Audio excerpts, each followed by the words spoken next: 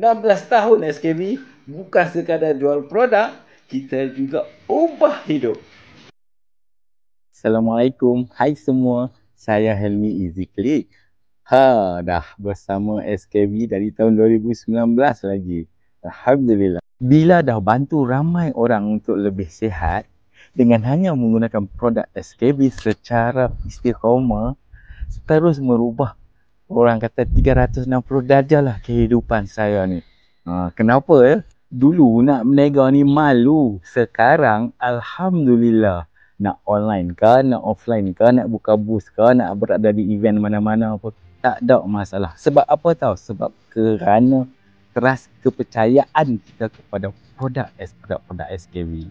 Sepanjang saya bersama SKB ni, nilai yang paling penting yang selalu diterapkan oleh dua founder hebat ni adalah mengenai ilmu. Ilmu ni berbagai bidang saya dapat. Ilmu keuangan ada, ilmu kesihatan ada, ilmu motivasi diri pun ada, ilmu agama pun diterapkan dalam ni. Hebatkan mereka berdua.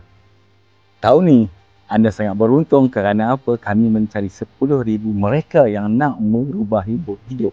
Sekurang-kurangnya berpeluang memiliki 1K sebulan. InsyaAllah, bukan janji, pasti ada perubahan.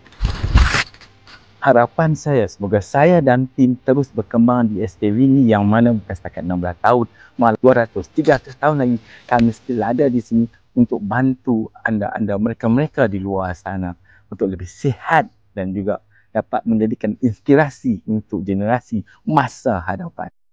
Happy anniversary ke-16 SKB. Terima kasih kerana menjadi sebahagian daripada kisah hidup saya.